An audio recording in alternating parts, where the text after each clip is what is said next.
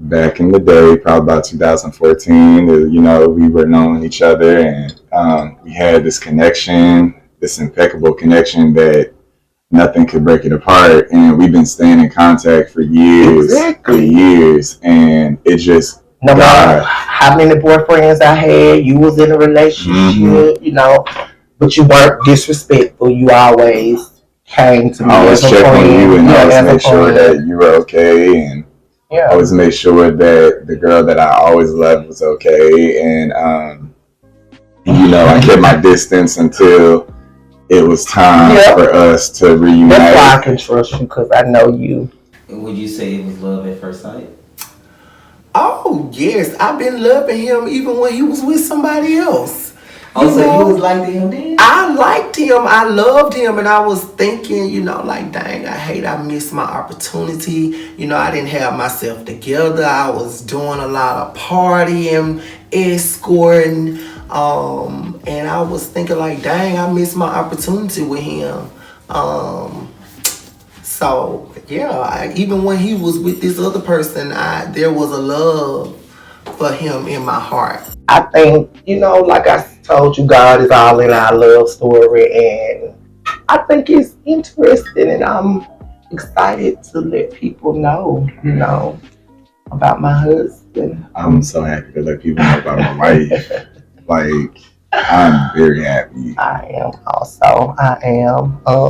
Because I remember, I told you I prayed last year. I can remember myself praying, and just, in your prayers, you have to be specific. So I ain't want God to send me a crackhead. So, of course, I was, God, I want a praying man. I want a man of God. And, like, he sent me so much more. That and so much more. Like, I love the fact that, we pray together, and that you spiritual, you don't look at me all crazy like, what's wrong, my wife? You get it, I love my wife, and I was praying, and I said, Lord, bring me somebody that is godly like I am, that's spiritual like I am. Didn't know the name, didn't know anything. I'm not trying to be funny or anything, but my husband is biracial.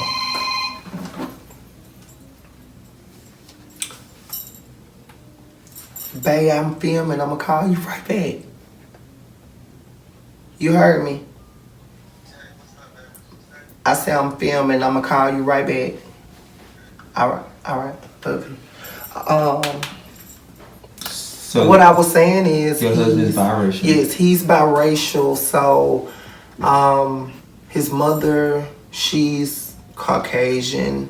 So he was raised differently from me. In my household, counseling, honestly, that's my folks. That's white folks stuff,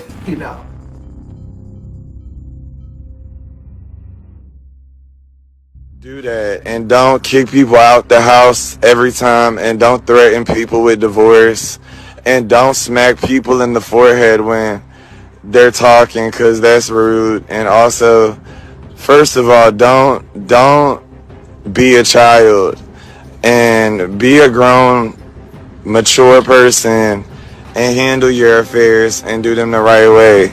You don't sit there and treat people like they're nothing. If you treat people like they're nothing,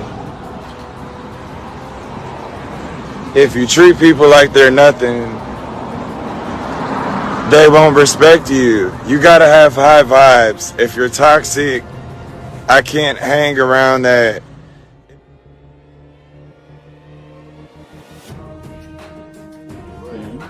As far as when you try to put me in a bad light and I got my receipts, and you want to come in here and try to sabotage me and provoke me while you recording me. And yes, I cussed you from A to Z.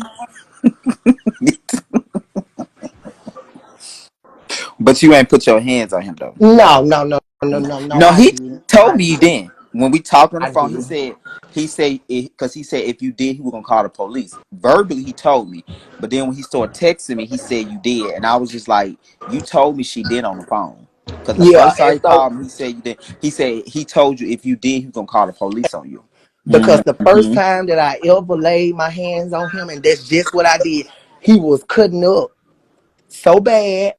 I laid my hands on his head and I rebuked that devil that was in him. I didn't Oh, hit okay, him. gotcha. You I didn't hit him, laid but my and I commanded that spirit to come up out of him. And that's what I did. And that's on my life. I didn't hit him.